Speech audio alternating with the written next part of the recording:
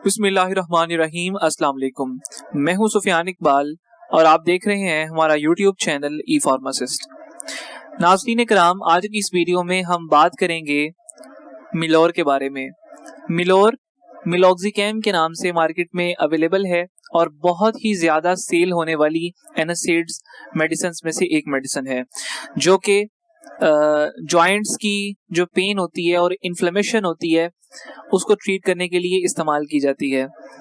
अगर हम मिलोक्सिकैम के इंग्रेडिएंट्स के बारे में बात करें तो मिलोक्सिकैम के अंदर जो एक्टिव इंग्रेडिएंट है या जो सॉल्ट है बेसिकली वो मिलोक्सिकैम है।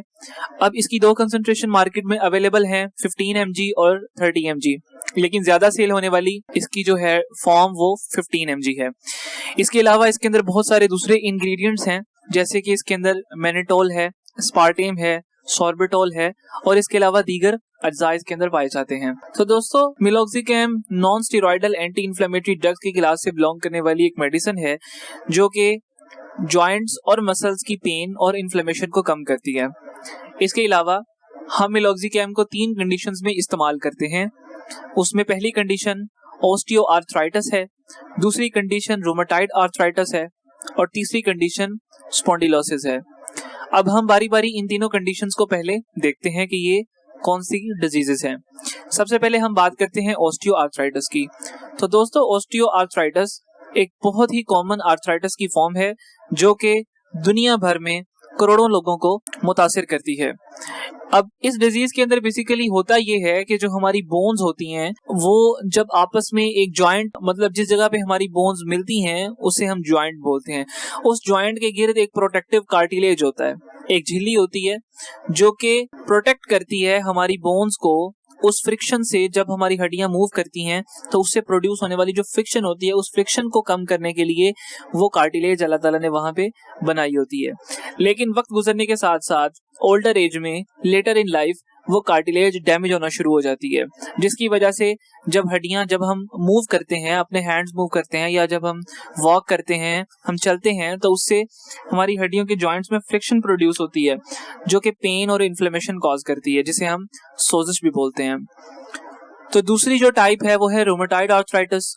रूमेटॉइड आर्थराइटिस भी ऑस्टियोआर्थराइटिस की तरह है, लेकिन सिर्फ फर्क ये है कि ऑस्टियोआर्थराइटिस में बुढ़ापे में जाके वो कार्टिलेज खत्म होना शुरू होती है, लेकिन रूमेटॉइड आर्थराइटिस ये अर्ली इन लाइफ में भी हो सकता है और लेटर इन लाइफ में भी हो सकता है, मतलब जवानी में भी हो सकता है और बुढ़ापे में जाके भी हो सकता है। और रूमेटॉइड आर्थराइटिस एक ऑटो इम्यून डिसऑर्डर है, जिसका मतलब ये है कि हमारा इम्यून सिस्टम कुछ ऐसे सेल्स प्रोड्यूस करना शुरू हो जाता है जो कि उस जॉइंट पे जाके, हमारी हड्डियों के जो जॉइंट्स होते हैं वहां पे जाके उस कार्टिलेज को खत्म करना शुरू कर देते हैं, जिसकी वजह से फिर पेन और इन्फ्लेमेशन और दूसरी कॉम्प्लिकेशंस प्रोड्यूस होती हैं। जबकि तीसरी जो कंडीशन है वो स्पॉन्डिलोसिस है। अगर हम स्पॉन्डिलोसिस की बात करें तो इसके अंदर हमारे पास जो रीढ़ की हड्डी, जिसे हम वर्टेब्रल कॉलम ही बोलते हैं, उसकी जो वर्टिब्री होती हैं वो आपस में फ्यूज होना शुरू हो जाती हैं। उनकी फ्यूजन की वजह से वहां पे फिर पेन प्रोड्यूस होती है, जो कि बाद में इन्फ्लेमेशन कॉज करती है, जिसे हम सोजिश भी बोल सकते हैं। तो जब स्पॉन्डिलोसिस के केस में हम इजीली मूव नहीं कर सकते हैं, क्योंकि ऑब्वियसली जब हमारी वर्टिब्रल कॉलम ही डैमेज होगी तो हमारा जो पोस्चर होगा या जो भी हमारी जो मूवमेंट्स होंगी वो रिस्ट्रिक्ट हो जाएंगी। अगर हम बैठे हैं तो फिर हम इजीली बैठ नहीं सकेंगे, लेट नहीं सकेंगे, चल नहीं सकेंगे इजीली। तो इस केस में हमारे पास इन तीनों कंडीशंस को ट्रीट करने के लिए हम मिलोर यूज करते हैं। तो दोस्तों, यहाँ पे कुछ कॉन्ट्रा इंडिकेशंस हैं, मतलब अगर आप मिलोर यूज करने जा रहे हैं या अगर आपके डॉक्टर ने या फार्मासिस्ट ने आपको मिलोर प्रिस्क्राइब की है तो आपने पहले देखना है कि ये कंडीशंस अगर आप पे पाई जाती हैं या इस मेडिसिन को यूज करने से आप में ये कंडीशन पाई जा रही हैं या आपको सिम्टम वाजे हो रही हैं, तो आपने फौरी से मिलोर को यूज करना छोड़ देना है और अपने डॉक्टर को बताना है।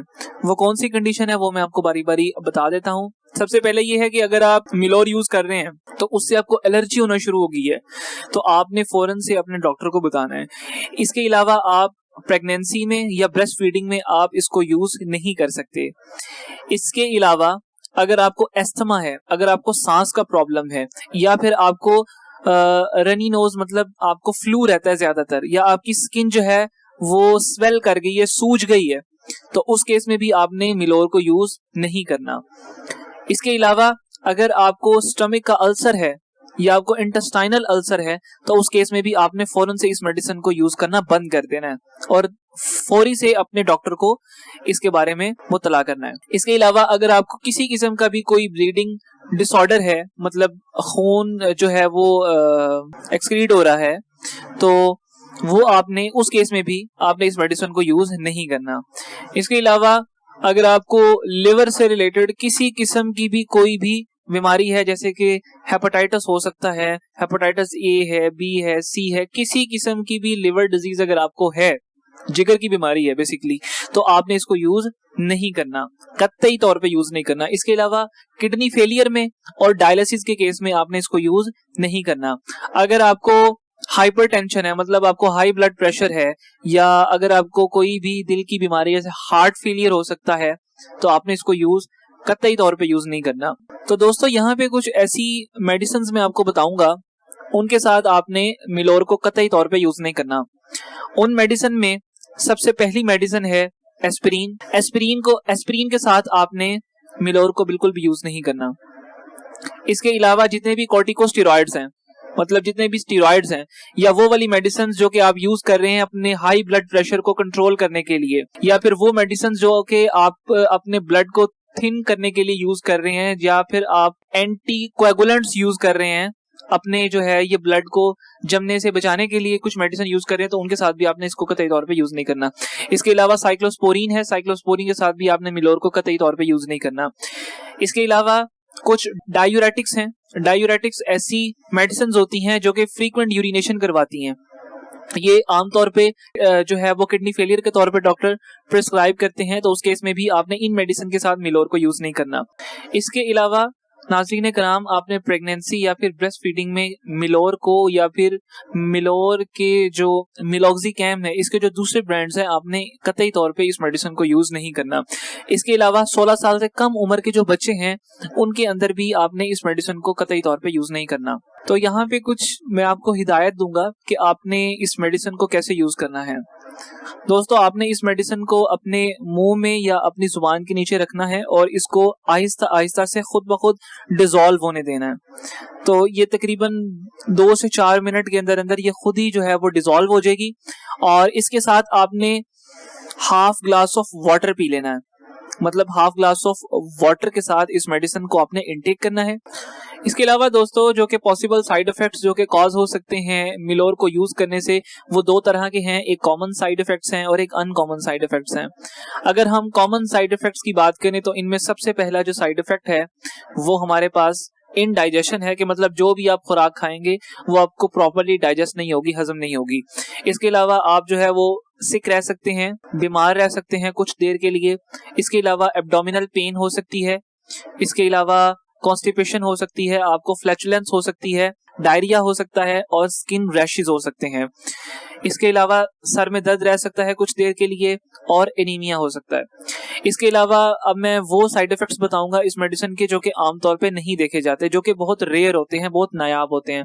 उनमें सबसे पहला हाइपर सेंसिटिविटी है। हाइपर सेंसिटिविटी मतलब कोई भी आपको एलर्जिक रिएक्शंस हो रहा है, ठीक है, आपको रैशेस हो रहे हैं, तो वो इसका बेसिकली एक बहुत ही अनकॉमन साइड इफेक्ट है। इसके अलावा आपको नींद आ रही है, ड्राउजीनेस फील हो रही है, या फिर आपके सर में दर्द रह रही है, या आपको एक ऐसी सिचुएशन फील हो रही है जिसके अंदर आपको फील हो रहा है कि आपके कानों में घंटियां बज रही हैं, जैसे हम टिनाइटस बोलते हैं, तो वो भी इसका एक अनकॉमन साइड इफेक्ट है इस मेडिसिन का।